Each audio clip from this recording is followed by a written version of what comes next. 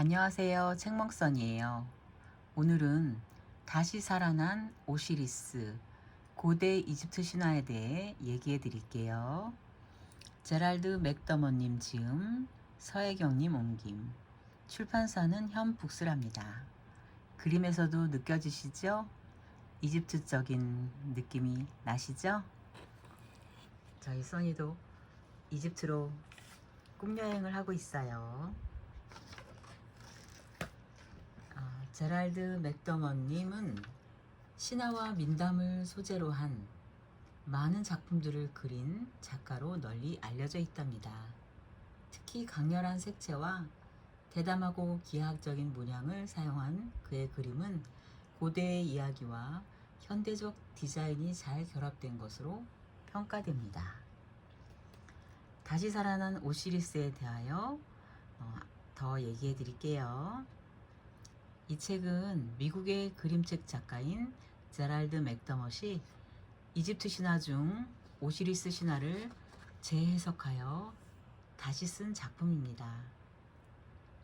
오시리스 신화는 이집트 사람들이 가장 사랑하는 신이며 이집트 최고의 신인 오시리스의 죽음과 부활에 대한 이야기입니다.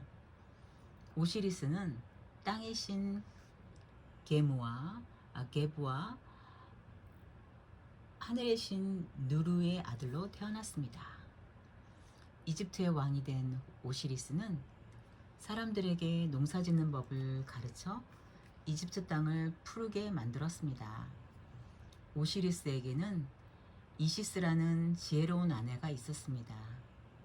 이시스는 밀과 보리가 야생에서 자라나는 것을 발견하여 재배하는 법을 사람들에게 가르쳤으며 가정생활에 필요한 기술을 사람들에게 가르친 현명한 여신이었습니다.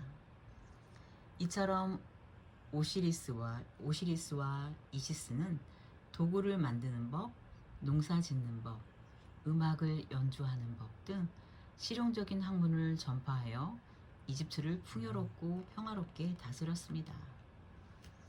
한편 오시리스가 이집트를 평화롭게 다스리는 것을 시샘한 그의 동생 세트는 다른 반역자들과 함께 오시리스를 제거하는 음모를 계획합니다.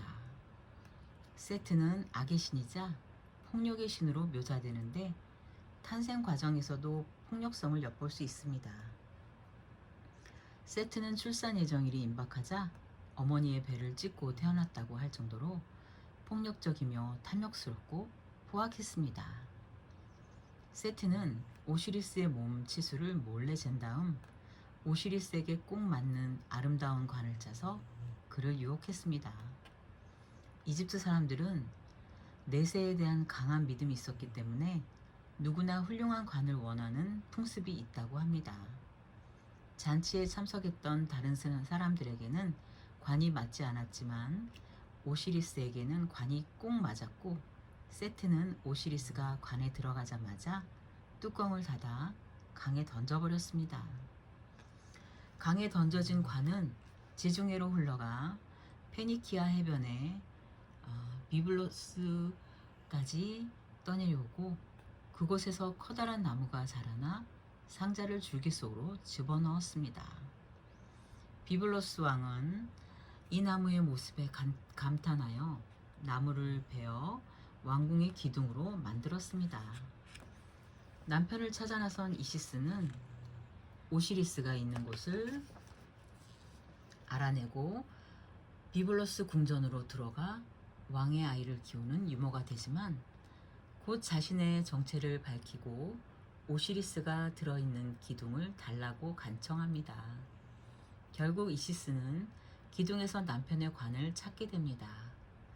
이집트로 돌아온 이시스는 관을 습지에 잘 숨겨두었지만 어느 날 사냥을 나온 세트가 이를 발견하고 오시리스의 시신을 14토막으로 잘라 강에 뿌립니다. 다시 남편의 시체를 찾기 위해 늪지대를 돌아다닌 이시스는 남편의 시체를 모두 찾아 맞추고 린넨천으로 감싸줍니다. 이시스는 지혜의 신 토트의 도움을 받아 다시 오시리스가 살아나기를 살아나게 합니다. 다시 살아난 오시리스는 왕위에 오를 수도 있었지만 지상의 왕이 되는 대신 지하세계의 왕이 되어 죽은 자들을 다스렸습니다. 한편 이집트는 세트가 왕이 된 후 암흑의 시대를 맞이합니다. 혼돈과 악행이 만연하여 이집트는 안타깝게도 재앙의 땅이 되어버렸습니다. 그러나 이집트의 평화를 재건하기 위해 새로운 인물이 나타납니다. 그는 바로 오시리스와 이시스의 아들 호루스입니다. 오시리스의 힘을 이어받은 호루스는 치열한 전투 끝에 세트를 물리치고 이집트의 왕이 되었습니다. 호루스가 왕이 되자 이집트는 다시 밝은 빛을 비추는 평화로운 땅이 되었다고 합니다. 이러한 오시리스의 신화의 의미는 뭘까요? 그림에서도 볼 수 있듯이 일반적으로 오시리스의 몸은 초록색으로 표현됩니다.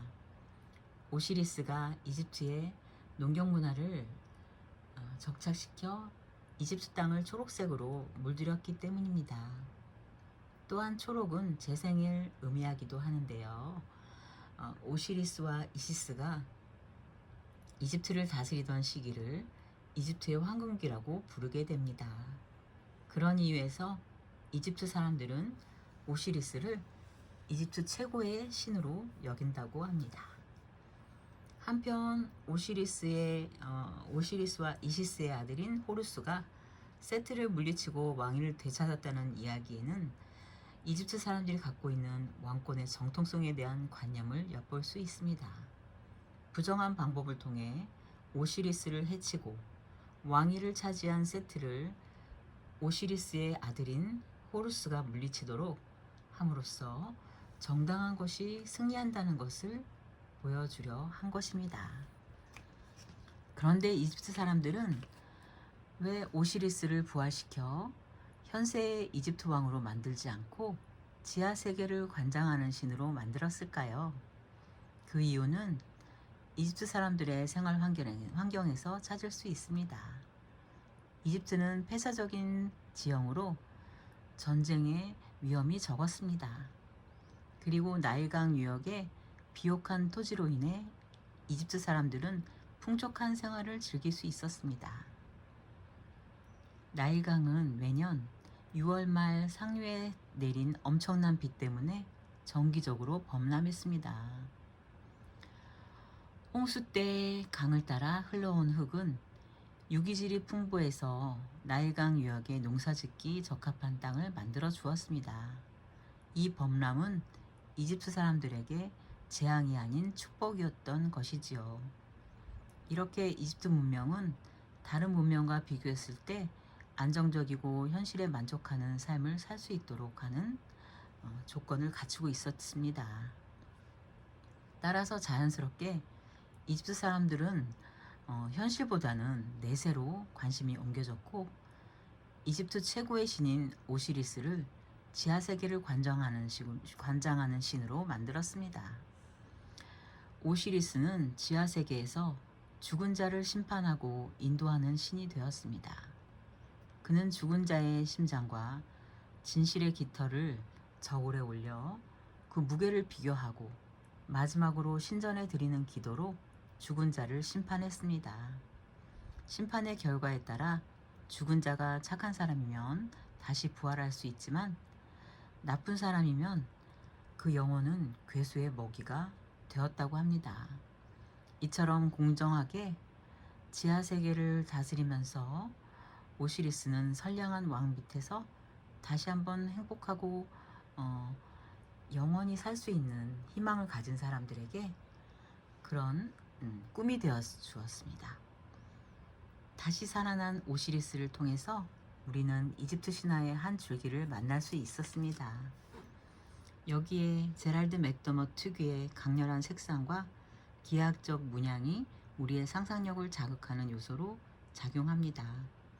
이 짧은 이야기는 오시리스의 죽음과 부활을 통해 우리에게 삶과 죽음 그리고 그 이후 세계에 대해 생각할 수 있게 해주었고 또한 신화적인 인물들이 주는 교훈과 이집트 문명에 대한 이해를 도와줍니다.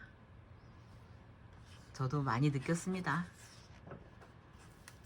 다른 나라에 대해서 관심을 갖게 된다는 건 주변을 잘 살필 수 있는 기회가 되기도 하거든요. 삶과 죽음에 대해서 여러 생각도 하게 되고 바르게 살아야 되겠다는 마음도 생기게 되네요. 요즘에 비가 많이 왔죠?